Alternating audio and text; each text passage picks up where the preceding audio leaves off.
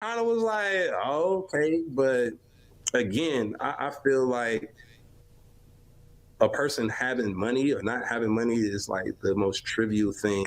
That like money comes, it goes, it's whatever. You can be up, you can be down, you know. And I'm in a great place Just to now. confirm, who invited who out? This is very She, important. she So invited me. Kyra invited you out. Yes. Then she has no place to complain. If you invite someone out, you pay. This is the rule. Ladies know this rule. I don't agree with that, but I hear where it is you're This is coming the from. rule. I didn't make it up, bro. I didn't make up. The audience made it up. They've been shooting me all week, all the time, saying about whoever invites you out. You're right. Now she invited you out. She has to pay. There's no way to complain. I wish that people actually upheld that, but that's not. You already know, Kojo. That's not. I don't care what they do. They have to uphold the principle. The principle is that whoever invites whoever out must pay. Therefore, she invited you out. She has no leg to stand on to set a standard which she invited you out for. I don't invite you out to come and now pay for my thing. You decided to invite someone out. This is you. You know what I'm saying? That's the only way I'm getting you out of that one. Just keep. Let me save you. It is what it is. Let me save you. Let me save you. Me, but I don't agree with you. But I allow you to save me. You better agree with me, because if you don't agree with me, they're gonna tear you apart. No, Let me save you. I've been on a whole reality dating show. I've been out here getting tore apart. But I look at what people have to say about me. People have had more harsh things to say about me in this live than on the dating show. I'm looking at some of this. It's like, yo, AJ, you're boring as hell. This nigga rambling around this pizza. I'm looking at that. Like those have been the things, and it's probably the reason why they cut me out. I ain't have no dialogue. So okay, so wait, how would you? Okay, this is a real question. How would you have gone back to Kyra in a real relationship? Okay, how would you have gone back if you found out that she called you El Cheapo? I know you obviously didn't find that out till now, because you wouldn't have known that, because they didn't tell you this until you saw the show back, I'm guessing. How would you have known? I knew then. Oh, you knew then? Yeah. When you say then, you mean on the show, or you mean before? Yeah, on the show.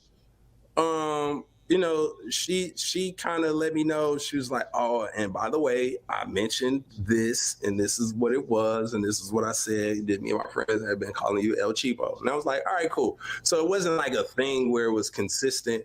But she let me know, like, that's the one thing that I could say about Kyra, right? She always was very intentional about keeping you informed, you know what I'm saying, about whatever was going on. Now, of course, I wanted to see her open up more, you know what I'm saying? And that's what I was like fighting and struggling for most of the show. But as far as her keeping you in the know, like, it's probably nobody that could, you know what I'm saying? She's going to play very on the up and up. There was nothing underhanded or, you know, shifty about how she moved. It was very, very honorable, very straightforward. It was what you saw was what could this been a long-term dating scene when you know that you've already got the title amongst her and the friends, not just her, the friends, as El Cheapo?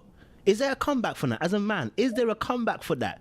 Because the friends now know you're El Cheapo, sir. That's why we went to Tony's, baby. We went to Tony's. I went on ahead and the Tony's not saving that, bro. No. So I felt like I did that the next date, right? So the next date was like Top Golf.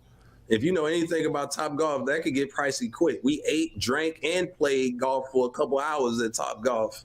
So, you know, that was probably a good $200 date right there. You know what I'm saying? And it was still very early on, because regardless of whether or not she knew about it or not, I knew about it. And so when they asked me about it, the only reason why I was part of the show at all is because they asked me, hey, give us a disaster date story. And I was like, yo, that was a disaster for me, because it was something that was embarrassing. I wasn't going to throw a woman under the bus. I'm going to talk about something that I did that I didn't necessarily like that happened on the date that, you know, was a disaster date for me.